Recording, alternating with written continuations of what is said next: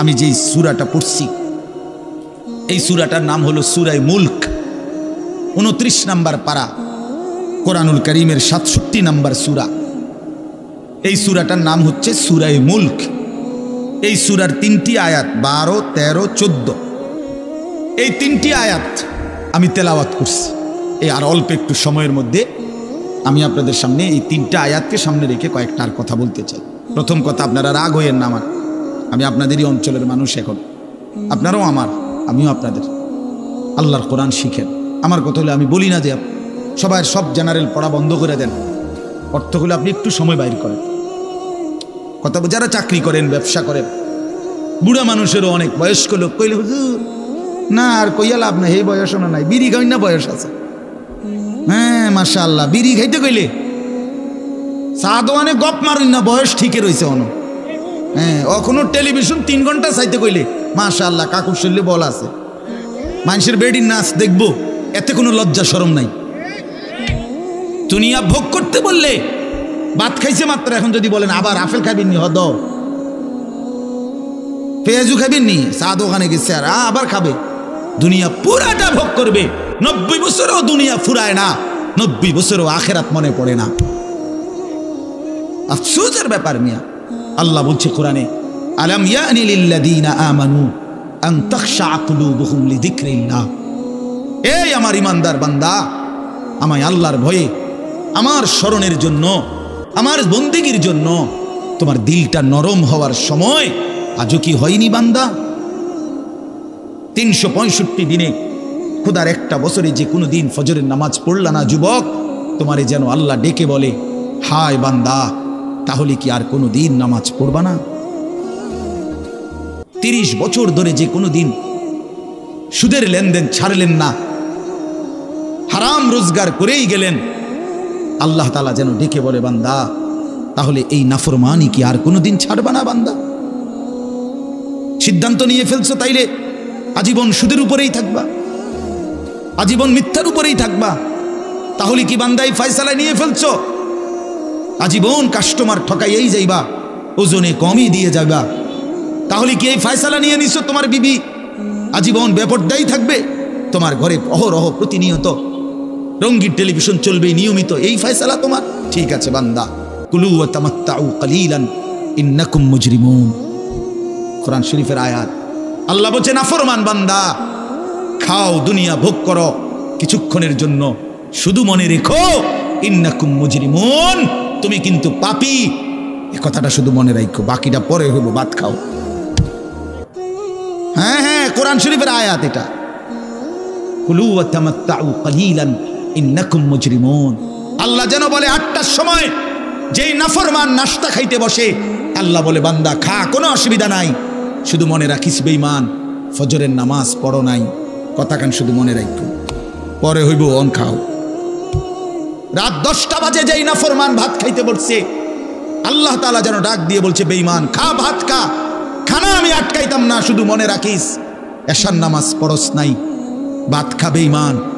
খানা আটকাবো না, খানা আমি জন্তু জানোয়াররাও খাওয়াই, তোরে খাওয়াবো না কেন? খানা আমি কুকুর বিড়ালরেও খাওয়াই, খানা আমি গরু ছাগলরেও খাওয়াই, তোরে দেব না কেন? বান্দা খা, শুধু মনে রাখবি, ইন্না আ'তাদনা লিল কাফিরিনা সালাসিলা ওয়া আগলালাম ওয়া সাইরা। আল্লাহ বলে, প্রতিটা নাফরমানের জন্য আমি রেডি রাখছি আগুনের শিকল এবং আগুনের বেড়ি এবং জাহান্নামের আগুন।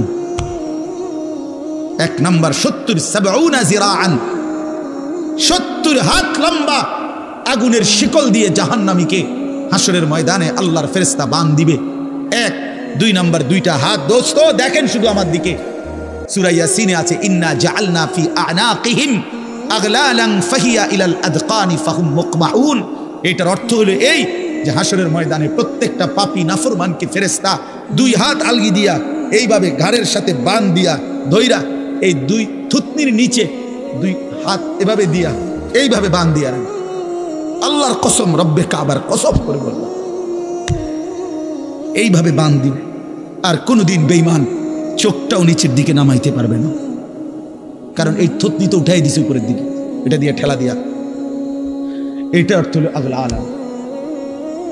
এই আয়াতের সূরা ইয়াসিনের এই আয়াতের অর্থ এটাই, ইন্না জাআলনা ফি আনাকিহিম আগলালান। আল্লাহ বলছে বান্দা আমি দেখাবো। আল্লাহ ডাক দিয়ে বলে ভাইয়া আমারও তোমারও, জওয়ানকেও বুড়োকেও। আল্লাহ বলে বান্দা কি মনে করছো আমি রহমান না? ঠিক আছে, তুমি কি এটা শোনো নাই আমি যে কাহ্হার? তুমি তো শুনছো আমি রাহিম, তুমি কি শোনো নাই আমি জব্বার?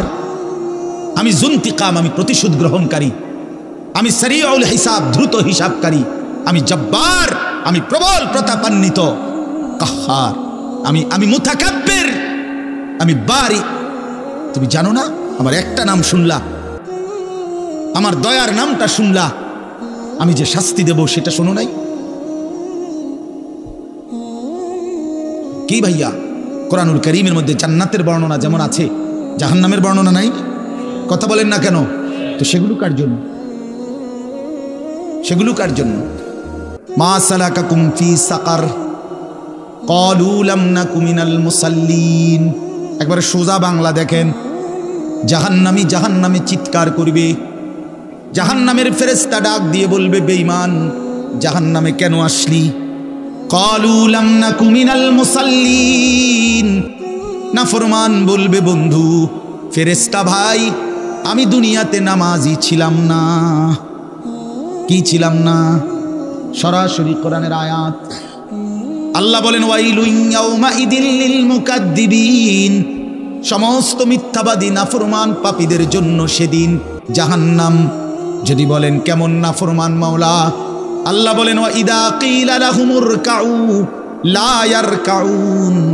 দুনিয়ায় এই নাফরমানকে যতবার বলা হয়েছিল রুকু করতে, সেজদা করতে, নামাজ পড়তে, বেঈমান নামাজ পড়ে নাই, এজন্য জাহান্নাম।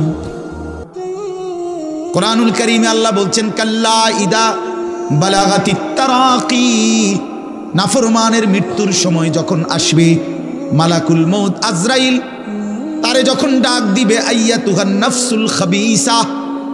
প্রতিটা পাপী নাফরমানের জান কবজের সময় আজরাইল যখন ডাক দিয়ে বলবে হে খবিস আত্মা বের হ, উখরুজি, বের হ। আত্মাটা বের হতে চাইবে না। আল্লাহর নবী বলেন কসম বাবা, নবীজি বলে মালাকুল মউত আজরাইল খপ করে ধইরা কলজা থেকে রুহটা একটা টান দিয়া ছিঁড়া ফেলবে, একটা টান দিয়া ছিঁড়া ফেলবে। এরপরে রুহুটা কণ্ঠনালীর কাছে এসে আটকায় যাবে। কাল্লা ইদা বালাগাতিত তারাকি। তারাকি মানে কণ্ঠনালী। ফালাউলা ইদা বালাগাতিল হুলকুম ওয়া আনতুম হিনা ইদিন তানজুরুন। এটার অর্থ এটাই, হুলকুম মানে কণ্ঠনালী। বের হতে চাইবে না রুহু।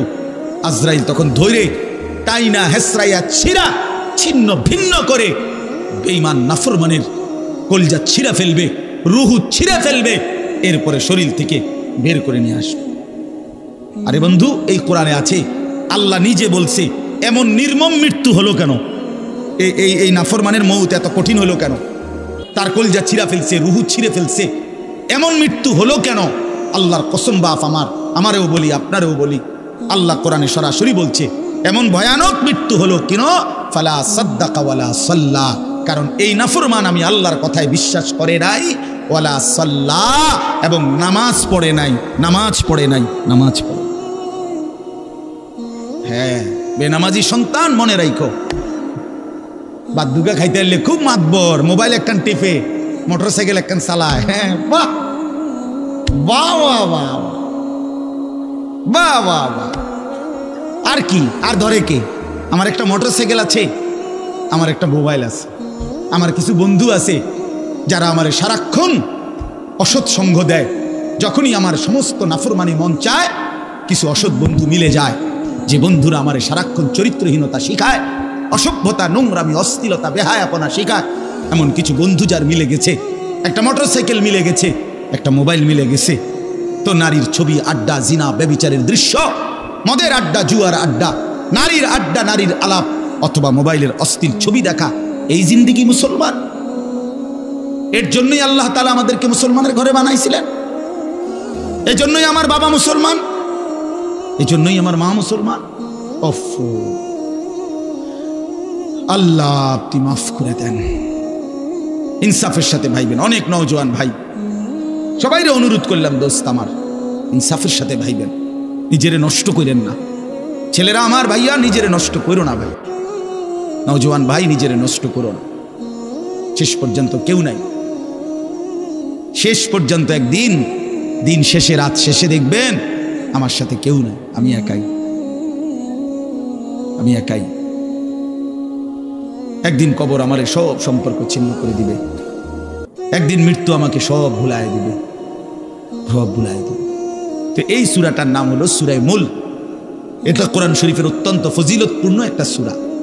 মাত্র 30টা আয়াত এই সূরার মধ্যে।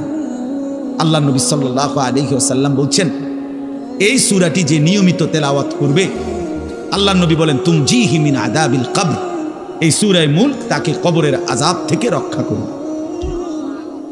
এটাই সূরার ফজিলত। এজন্য আলহামদুলিল্লাহ উলামায়ে কেরাম, আমাদের মাদ্রাসাগুলোর তালিবে ইলম এবং আল্লাহওয়ালা বুজুর্গানে দ্বীন সব সময় রাত্রিবেলা ঘুমের আগে আগেই এই সূরা মুলক তেলাওয়াত করে। 4-5 মিনিট সময় লাগে, কিন্তু এই সূরার বড় ফজিলত হলো আল্লাহ নবী সাল্লাল্লাহু আলাইহি সাল্লাম বলেন এই সূরা কবরের আযাব থেকে রক্ষা করবে, কবরের আযাব থেকে রক্ষা করবে। আমার ভাই, আমার বন্ধু, রাসূলুল্লাহ সাল্লাল্লাহু আলাইহি সাল্লামের অগণিত হাদিস এ কথার প্রমাণ করে যে কবরে আযাব হবে। হাসরের আযাব তো আছেই, জাহান্নামের আযাব তো আছেই, কবরেও আযাব হবে। মেইন বিচার তো হবে হাসরের ময়দানে, তার আগেই আযাব হবে কবরে। আপনারা সহজ বাংলায় বুঝবেন, আসামি যখন ধরে ফেলে তখন মামলার হিয়ারিং তো চলে, মামলার শুনানি তো চলে, কিন্তু সে কারাগারে ঠিকই আটকায় রইছে। কারাগারের কষ্ট যন্ত্রণা সে হাজতি হিসেবে ভোগ করতে থাকে। আবার যখন মামলার রায় হয় তখন সে আবার আসামির পরে হিসাব করে, কিন্তু কষ্ট লাঞ্ছনা এটা তো তার শুরু হয়ে যায়। যদিও এখনো বিচার শেষ হয় নাই, বিচার প্রক্রিয়াধীন, 10 দিন 50 দিন 20 দিন 1 মাস পর পর মামলার ডেট পরে শুনানি হয়, কিন্তু সে তো থাকে কারাগারে, সে তো থাকে কারাগারে। তো আল্লাহ পাক রব্বুল আলামিন বলেন নাফরমান সে তো হাসরের ময়দানে বিচার হবে চূড়ান্ত, কিন্তু কবর থেকেই আযাব শুরু, কবর থেকেই আযাব শুরু। রাসূলুল্লাহ সাল্লাল্লাহু আলাইহি সাল্লাম খুব বেশি হাদিসের মধ্যে আছে, একজন বিখ্যাত সাহাবী, আপনারা সবাই ওনার নাম জানেন, ইসলামের 3য় খলিফা হযরত ওসমান রাদিয়াল্লাহু তাআলা আনহু। কিতাবের মধ্যে আছে, আমরা নিজে আত-তাযকিরা, আমার কাছে কিতাব আছে আরবি, ইমাম কুরতুবী রাহমাতুল্লাহ লিখিত কিতাব, ওখানে আছে হযরত ওসমান রাদিয়াল্লাহু তাআলা আনহু যখন কোনো কবরের সামনে দাঁড়াইতেন তো প্রচন্ড কাঁদতেন, ভীষণ কাঁদতেন, হাত্তা ইয়াবুল্লা লিহিয়াতাহু, কাঁদতে কাঁদতে উনার দাড়ি ভিজে যেত। তো ওনার সাথীরা জিজ্ঞেস করতেন, হযরত আপনি জাহান্নামের কথা বললেও এত কাঁদেন না, অথচ কবর দেখলে এভাবে কাঁদেন কেন? তো তিনি বলতেন ইন্নাল কবরা আউয়ালু মানাজিল আখিরা, শোনো কবর হচ্ছে আখিরাতের প্রথম ঘাঁটি। ফা ইন নাজা মিনহু ফামা বাদাহু আইসারু মিনহু, যদি কোনো ব্যক্তি এই কবরের ঘাঁটিতে বাইচা যায় পরবর্তী সবগুলো ঘাঁটি তার জন্য সহজ। ওয়া ইন লাম ইয়ানজু মিনহু ফামা বাদাহু আশাদ্দু মিনহু, এই কবরে এই ঘাঁটিতে যে জিততে পারবে না, বাঁচতে পারবে না, তো পরবর্তী সবগুলো ঘাঁটি তার জন্য তার চাইতে বেশি কঠিন। এই কথার কারণে আমি ভয় পাই, কবর দেখলে আমার মনে পড়ে হায় আমি এই কবরের আযাব থেকে বাঁচবো কিনা, এই ভয়ে আমার কাঁদতে থাকি। তো এরপরে তিনি বলছেন, হযরত ওসমান রাদিয়াল্লাহু তাআলা আনহু বর্ণনা করেন যে আল্লাহর নবী সাল্লাল্লাহু আলাইহি সাল্লাম বলছেন, আমার ভাই খেয়াল করে শুনেন, নবীজি নিজে বলছেন, আল্লাহ রাসূল সাল্লাল্লাহু আলাইহি সাল্লাম জীবনে কোনোদিন একটা শব্দ বানায়া বলছেন? কথা বলেন, অতিরিক্ত বলছেন, বেশতি বলছেন, শুধু ভয় দেখানোর জন্য বলছেন না, তামাশা করে বলছেন? এটা আপনাদের ইয়াকিন তো? কথা বলেন না। আল্লাহ নবী সাল্লাল্লাহু আলাইহি সাল্লাম বলেন, মা রাআইতু মানজারান কাত্তু ইল্লা ওয়াল কবরু আফজাউ মিনহু। রাসূলুল্লাহ বলেন, হযরত ওসমান বর্ণনা করেন যে আমি নবীজির জবানে শুনছি, নবীজি বলছেন, হে আমার উম্মত, আল্লাহর কসম উম্মত, কবরের চাইতে অধিক ভয়ানক কোন আযাবের দৃশ্য আমি রাসূল মুহাম্মদ দেখি নাই, আমি দেখি। রাসূলুল্লাহ সাল্লাল্লাহু আলাইহি সাল্লাম বলছেন, প্রিয় ভাই আমার, আল্লাহ নবী সাল্লাল্লাহু আলাইহি সাল্লামের সরাসরি হাদিস, যে ব্যক্তি কবরের 3টা প্রশ্নের জবাব দিতে পারবে না, রাসূলুল্লাহ সাল্লাল্লাহু আলাইহি সাল্লাম বলেন আল্লাহ তাআলার পক্ষ থেকে তখন ফেরেশতাদের কাছে ঘোষণা আসবে, আফরিশুহু মিনান নার ওয়ালবাসুহু মিনান নার ওয়াফতাহু লাহু বাবান ইলান নার, আমার এই নাফরমান বান্দার কবরে জাহান্নামের বিছানা বিছিয়ে দাও, জাহান্নামের পোশাক পরিয়ে দাও, আর জাহান্নাম বরাবর তার জন্য কবর থেকে দরজা খুলে দাও। ফেরেশতারা যখন এই কার্যক্রমটা শেষ করবে, প্রথম জাহান্নামের বিছানা বিছায় দিছে, পোশাক পরায় দিছে, জাহান্নাম বরাবর দরজা খুলে দিছে। আল্লাহ নবী সাল্লাল্লাহু আলাইহি ওয়াসাল্লাম বলেন, একজন ফেরেশতা এসে তখন ফায়ুদরাবু লাহু বিমিতরাকাতিন মিন হাদিদিন, নবীজি সাল্লাল্লাহু আলাইহি ওয়াসাল্লাম বলেন, তখন একটা লোহার হাতুড়ি, লোহার গুর্জ, লোহার হাতুড়ি দিয়ে একজন ফেরেশতা তাকে একটা আঘাত করবে। কি আঘাত, কোথায় আঘাত করবে? সরাসরি হাদিসের শব্দ, বরবাতান বাইনা উজনাইহি, তার দুই কান বরাবর একটা আঘাত করবে। রাসূলুল্লাহ সাল্লাল্লাহু আলাইহি ওয়াসাল্লাম বলেন, ফায়াসিহু সাইহাতান, ওই নাফরমান তখন এত জোরে চিৎকার করবে, ইয়াসমাউহা মান ইয়ালিহি ইল্লা সাকালাইন, মানুষ এবং জিন ব্যতীত আল্লাহর সমস্ত সৃষ্টি ওই বেঈমানের চিৎকার শুনতে পায়। এই কবরের আযাব। ছেলেরা আমার, দোস্ত আমার, বাপ আমার, বন্ধু আমার, আপনি হাসলেও কবরে যাইতে হবে, কাঁদলেও কবরে যাইতে হবে। রাজপ্রাসাদের ওই অট্টালিকাতে যে থাকে সেও একদিন মরে যাবে, জীর্ণ কুঠিরে কুড়ে ঘরে যে থাকে সেও মরে যাবে। জীবনে যে কোনোদিন সুখ দেখে নাই, দুঃখের সাগরে তারও মৃত্যু হবে। জীবনে যে কোনোদিন দুঃখ দেখে নাই, সুখের সাগরে ভাসছিল, তারও মৃত্যু হবে, সেও মরে যাবে। কবর নিশ্চিত, কবর নিশ্চিত।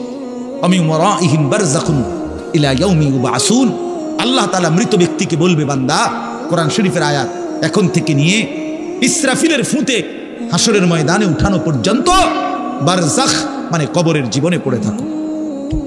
ভেবে দেখেন, ভেবে দেখেন, শুধু 1 মিনিট, আমিও ভাবি, আপনিও ভাবেন। হাদিসের মধ্যে আছে, মা বাইনান নাফখাতাইন 40, ইসরাফিল প্রথম ফু দিলে জমিনের সবকিছু মাটির নিচে চলে যাবে, দ্বিতীয় ফু দিলে মাটির নিচ থেকে আবার সবাই উঠে হাসরের ময়দানে দাঁড়াবে। তো নবীজি সাল্লাল্লাহু আলাইহি সাল্লাম বলছে, এই 2 ফুঁয়ের মাঝখানে ব্যবধান হবে 40। তো মুহাদ্দিসিনে কেরাম, ওলামায়ে কেরাম বলেন, কেউ কেউ এই 2 ফুঁয়ের মাঝখানে ব্যবধান হতে পারে 40,000 বছর। তাহলে ধরে নেন, সর্বশেষ যেই লোকটা কবরে গেছে, যদি তার কবরে আযাব হয়, তাহলে তার কবরের আযাব ভোগ করতে হবে 40,000 বছর।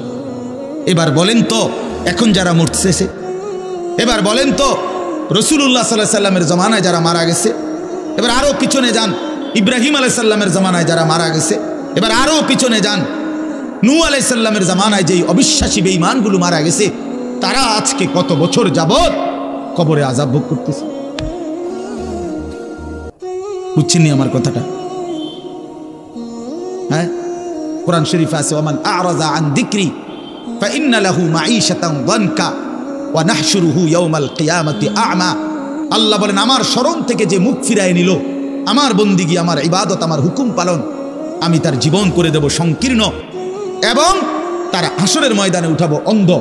এই জীবন সংকীর্ণ করার একাধিক তাফসির, এর মধ্যে একটা তাফসির হলো এইটা, যে আল্লাহ জীবন সংকীর্ণ করে দিবে, মানে তার কবরের মধ্যে তার কবরটাকে একেবারে সংকীর্ণ করে দিবে। আল্লাহ রসুল বলছে, নাফরমানের কবর রাইখা যখন ফেরেশতা চলে যাবে, কবর ডান পাশের মাটি তারে একটা চাপ দিবে বাম দিকে, বাম দিকের মাটি এক ডান দিকে, আল্লাহর কসম ডান পাশের হাড্ডি পাঁজর ভাঙ্গা ডান দিকে বাম দিকে চলে যাবে, বাম দিকের হাড্ডি পাঁজর ভাঙ্গা। রাসূলুল্লাহ সাল্লাল্লাহু আলাইহি ওয়াসাল্লাম বলছে, বন্ধু দেখেন, হাত্তা তাখতালিফা আদলাউহু, এই 2 আঙ্গুল যেভাবে এভাবে একটাটার ভিতরে ঢুকে গেছে, খোদার কসম ডান পাশের হাড্ডি পাঁজর, বাম পাশের হাড্ডি পাঁজর এইভাবে একটার ভিতরে ঢুকে যায়। এইটার অর্থ এটা। হ্যাঁ, রাসূলুল্লাহ সাল্লাল্লাহু আলাইহি ওয়াসাল্লাম একদিন হযরত বারা ইবনে আযিব রাদিয়াল্লাহু তাআলা আনহু থেকে বর্ণিত, নবীজি একদিন এক সাহাবীর জানাজা পড়তে গেছেন। জানাজা পড়তে গিয়ে খালি কবরের সামনে কিছুক্ষণ দাঁড়াইছেন, তখনও ওনারে কবরে রাখে নাই, জানাজাও পড়ায় নাই। নবীজি আগে গিয়া কবরটার সামনে দাঁড়াইছে। হযরত বারা ইবনে আযিব বলেন, আমরা নবীজির সাথে ছিলাম। আল্লাহ নবী সাল্লাল্লাহু আলাইহি সাল্লাম কবরের খালি এই কবরে দেখা অঝরে কাঁদতে শুরু করছে। আমরা সবাই সাহাবীরা নবীজির সাথে কাঁদতে শুরু করলাম। অনেকক্ষণ কাইদা নবীজি চোখের পানি মুইছা আজীব কথা বলছে নবী, রাসূলুল্লাহ সাল্লাল্লাহু আলাইহি ওয়াসাল্লাম সাহাবীদেরকে লক্ষ্য করে বলছে, ইয়া ইখওয়ানি লিমিসলি হাদা ফাআইদ্দু, আমার বন্ধুরা, আমার সাথীরা, এই কবরে যাওয়ার জন্য তোমরাও রেডি হও। ফাআইদ্দু, তোমরাও প্রস্তুতি নাও, অচিরেই তুমি আমি সবাই এই কবরেই পৌঁছে যাইতে হবে। রাসূলুল্লাহ সাল্লাল্লাহু আলাইহি ওয়াসাল্লাম বলছে, প্রিয় বন্ধু আমার, জওয়ান সাথী আমার, সামান্য এই কয়েকদিনের জওয়ানি নষ্ট না করা, নষ্ট না করা, কোনোভাবেই নষ্ট না করা। তো এই জন্য বললাম, এই সূরা মুলক এটা আল্লাহ তাআলা অত্যন্ত ফজিলতপূর্ণ একটি সূরা। রাসূলুল্লাহ সাল্লাল্লাহু আলাইহি ওয়াসাল্লাম বলছেন এটা কবরের আযাব থেকে রক্ষা করবে। এই সূরা নিয়মিত তাফসীরের মধ্যে আমি নিজে পড়ছি, তাফসীরে কুরতুবীতে আছে। আল্লাহ নবী সাল্লাল্লাহু আলাইহি ওয়াসাল্লাম বলেন, লাওয়াদিত্তু, নবীজি বলেন আমার দিলের আশা, আমার দিলের তামান্না, আমার উম্মতের প্রতিটা মুমিন তার কলিজার ভিতরে, তার জবানে এই সূরা মুলক থাকুক, সূরা মুলক থাকুক। অর্থাৎ রাসূলুল্লাহ সাল্লাল্লাহু আলাইহি ওয়াসাল্লাম বলতেন আমার প্রতিটা মুমিন বান্দা উম্মত যেন এই সূরা মুলক তেলাওয়াত করে, যেন কবরের আযাব থেকে রক্ষা পায়। নবীজি 5 ওয়াক্ত নামাজের পরে, আল্লাহর কসম ভাই, এখানে অনেক ওলামায়ে কেরাম আছে, আপনি জিজ্ঞাসা করুন, নবীজি 5 ওয়াক্ত নামাজের পরে, সরদারে দু আলম নবীর তো কোনো গুনাহ নাই, তিনি নিষ্পাপ, তিনি তো জান্নাত উদ্বোধন করবেন। আনা আউয়ালু মান ইয়াকরাউ বাবাল জান্নাহ, নবী বলছে আমি সেই মুহাম্মদ যে প্রথম জান্নাতের দরজা আমি নাড়ব, জান্নাতের কড়া নাড়ব আমি মুহাম্মদ। ভিতর থেকে ফেরেশতা বলবে আপনি কে? আমি বলবো মুহাম্মদ। ফেরেশতা বলবে আনতাজিরুলাক, আমি তো আপনার অপেক্ষাই করছিলাম, আপনি আসবেন বলেই তো অপেক্ষায় ছিলাম, আপনি উদ্বোধন করে দিলেই তো বাকিরা ঢুকবে।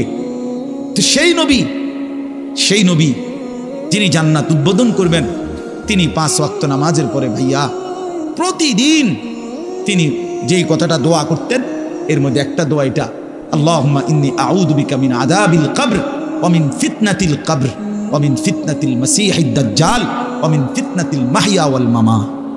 আল্লাহ, আমি কবরের আযাব থেকে পানাহ চাই। নবীজি নিজে বলতেন। প্রিয় ভাই, বাবা আমার, চলেন সবাই নিয়ত করি, নিজেকে গুনাহ থেকে বাঁচানো দরকার, নিজের আল্লাহর নাফরমানি থেকে বাঁচানো দরকার। আল্লাহ তাআলা বলেন, ইন্নাল্লাযীনা ইয়াখশাউনা রাব্বাহুম বিল গায়ব, আমি আল্লাহকে না দেখে, আমার কথাগুলো আখিরাত সম্পর্কিত, এগুলোকে না দেখে যারা আমি আল্লাহকে ভয় করে, আখিরাতকে ভয় করে, জাহান্নামকে ভয় করে, কবরকে ভয় করে, আল্লাহ বলেন, তাফসীরের মধ্যে লিখছে ভয় করে মানে হলো গুনাহ বর্জন করে। কোন ব্যক্তি আল্লাহকে ভয় করে, খোদার কসম, এই কথার অর্থ হলো গুনাহ ছেড়ে দেয়। যে গুনাহ ছেড়ে দেয় সে আল্লাহকে ভয় করে, যে আল্লাহকে ভয় করে সে গুনাহ ছেড়ে দেয়। কোন নাফরমান আল্লাহকে ভয় করে না, আল্লাহকে ভয় করলে গুনাহ করতে পারে না। বুঝেন নাই বাংলা কথাটা? এটা কাগজের এই পিঠ ও পিঠ, কাগজের এই পিঠ ওই পিঠ, এই পিঠে যদি লেখা আছে আল্লাহর ভয়, তো ওই পিঠে লেখা থাকবে গুনাহ বর্জন। যে গুনাহ ছেড়ে দেয় সে অটোমেটিকলি আল্লাহকে ভয় করে, যে আল্লাহকে ভয় করে সে গুনাহ বর্জন করে। এই জন্য তাকওয়ার অর্থ আল্লাহর ভয়, এটার প্রথম অর্থ হইল গুনাহ বর্জন। মান খাশিয়ার রহমান, আল্লাহকে ভয়, এটার প্রথম অর্থ গুনাহ বর্জন, গুনাহ বর্জন। আমার শায়েখ আল্লামা মুফতি মুশতাকুন নবী সাহেব সব সময় চিল্লায় মাহফিলে, অনেক সময় আহাজারি করে বলে যে বাপ, গুনাহ আগুন, গুনাহ আগুন, গুনাহ আগুন। প্রতিটা গুনার পিঠে ওই পিঠে আগুন আছে। নারীর প্রতিটা বেপর্দা দৃশ্যের মধ্যে খোদার কসম আগুন জ্বলে। ওই সিনেমার নর্তকীর শরীরে আগুন জ্বলে, ওই নায়িকার শরীরে আগুন জ্বলে, মোবাইলের ওই অস্থির ছবির মধ্যে আগুন জ্বলে, মদের আড্ডায় আগুন জ্বলে, জুয়ার আড্ডায় আগুন জ্বলে, সুদের টাকায় আগুন জ্বলে, ঘুষের টাকায় আগুন জ্বলে, বেপর্দা নারীর শরীরে আগুন জ্বলে। ওইটা রূপ না, ওইটা আগুন, ওইটা জাহান্নাম, ওইটা জাহান্নাম। আল্লাহ তাআলা বলেন, ইন্নাল্লাযীনা ইয়াখশাউনা রাব্বাহুম বিল গায়ব, আল্লাহ তাআলা বলেন আমার যে বান্দারা আমার আখিরাত, আমার জাহান্নাম, আমার পরকাল, আমার কবর, এই কথাগুলোকে ভয় করে, আমি আল্লাহকে ভয় করে, না দেখে আল্লাহ বলেন আমি ওয়াদা দিলাম, লাহুম মাগফিরাতুন ওয়া আজরুন কাবীর, আমি তাদের পেছনের সব গুনাহ মাফ করে দেব, আর আমার সবচেয়ে বড় পুরস্কার জান্নাত দিয়ে দেব। এরপরে আল্লাহ বলেন, ওয়া আসিররু কাওলাকুম আবিজহারু বিহি, ইন্নাহু আলিমুম বিজাতিস সুদূর। মানুষের তিনটা অবস্থা কথার ক্ষেত্রে, মানুষ তার অভিব্যক্তির ক্ষেত্রে তিনটা অবস্থা হয়। মানুষ কখনো জোরে কথা বলে, মানুষ কখনো আস্তে কথা বলে গোপনে, আর কখনো মানুষ অন্তরে জল্পনা কল্পনা করে, ঠিক না? এই তিনটাই অবস্থা, তিনটাই অবস্থা। তো আল্লাহ তাআলা বলেন, এনে একটা ছোট্ট তাফসীরের মধ্যে আছে, মক্কার কুরাইশরা, কাফেররা নবীজির বিরুদ্ধে দিবানিশি ষড়যন্ত্র করত, বুঝছেন? তো ষড়যন্ত্র করতে বইলে মাঝে মধ্যে এই বেকুবরা বইলে কইতো, আস্তে কো, আস্তে, এই আস্তে কো বেটা, আসিররু, আস্তে কথা বলো, কাই লা ইয়াসমা রব্বা মুহাম্মদ, মুহাম্মদের খোদা যেন শুনতে না পায়। শুনলে কি অসুবিধা হইব? হেরাই বলতো, শুনলে জিবরাইলের কাছে কইয়ে দিব, হে আবার মুহাম্মদের কাছে এসে করবো, একবারে ফেঁসে করবো। হ্যাঁ, তাফসীরের মধ্যে আছে। আল্লাহ তাআলা বলেন, হায় হায় রে বেওকুফ, কি বললি, কি ভাবলি, আল্লাহরেই চিনলি না, আল্লাহকেই চিনলি। হ্যাঁ, অনেক নওজোয়ান, হ্যাঁ বেচারা ইয়ারফোন লাগাইলে মনে করে কেউ শুনে না, না ইয়ারফোন লাগাইলেছে আর কি, বুঝেন না? কানের মধ্যে দুইটা বল্টু লাগাইছে, খালাস, আর তো দুনিয়ার কেউ শুনে না। আরে না ফরমান, দুনিয়ার কেউ শুনে না সেটা তো কথা না, আর শাজিমের মালিক তো শুনে। ওয়া আসিররু কাওলাকুম আবিজহারু বিহি, রব্বুল আলামিন বলেন, তোমরা যদি আস্তে কথা বলো, আবিজহারু বিহি, যদি জোরেও কথা বলো, ইন্নাহু আলিমুম বিদাতিস সুদূর, আল্লাহ বলে শুধু এই দুইটা না বান্দা, আস্তে বলো, জোরে বলো, অথবা অন্তরের ভিতরে যা লুকায়িত করো, আমি আল্লাহ সবটাই পুরাপুরি জানি। এরপরে শেষ অসাধারণ একটা যুক্তি আল্লাহ দেখাইছে, এই শেষ কথা আমার, আলা ইয়ালামু মান খালাক, আজীব কথা। আল্লাহ বলে, আচ্ছা বান্দা, তোমার আমি একটা কথা জিজ্ঞাই, তুমি আমার কথাটার উত্তর দাও। এর কথা কি তুমি বুঝো না যে আলা ইয়ালামু মান খালাকা, যে সৃষ্টি করলো, যে বানাইলো, তিনি জানবে না, তিনি বুঝবে না, তিনি শুনবে না, এটা তুমি কেমনে ভাবলা? তুমি কও, তোমার বিবেকে কি কও? এতটি ভাত খাইয়া বুঝিয়ে কথাটা বুঝলা না, এতদিন দুনিয়ার থেকে বুঝিয়ে কথাটা বুঝলা না। আলা ইয়ালামু মান খালাক, এই তৃতীয় আয়াত। আল্লাহ বলেন, যিনি সৃষ্টি করলেন তিনি জানবে না? যে কোম্পানি এটা বানাইছে সে জানে না এখান দিয়ে কথা বলে না, এখান দিয়ে কথা বলে? কথা বলেন না কেন? তো যিনি সৃষ্টি করলেন আল্লাহ, আমরা কি করছি না করছি তিনি আমাদের কথা জানবেন না? কথা বলেন না, বলেন না, শুনেন তিনি? আল্লাহ শুনেন কিনা, দেখেন কিনা, জানেন কিনা? ওহুয়াল লতীফুল খবীর, আল্লাহ বলেন তিনি সূক্ষ্ম থেকে সূক্ষ্ম, বিন্দু থেকে বিন্দু সেটাও জানেন। খবীর, পুরা সৃষ্টির খবর একসাথে তিনি পূর্ণ রাখেন, পূর্ণ রাখেন। এজন্য দোস্ত আমার, রাত 2টা বাজে, নওজোয়ান মনে করছে চারিদিকে কেউ জেগে নাই, সবাই ঘুমায় গেছে, এজন্য সে মোবাইলের উলঙ্গ ছবি দেখছে। আল্লাহ ডাক দিয়া বলে, আনিস আমি আছি। মালিক ডাক দিয়া বলে, আলাম ইয়ালাম বিআন্নাল্লাহা ইয়ারা, তুমি কি এই ভেবেছো তুমি জানো না বান্দা, আমি যে সারাক্ষণ তোমাকে দেখি। আল্লাহ তাআলা রাতেও দেখে, দিনেও দেখে, একাকীও দেখে, প্রকাশ্যও দেখে, অন্ধকারেও দেখে, আলোতেও দেখে।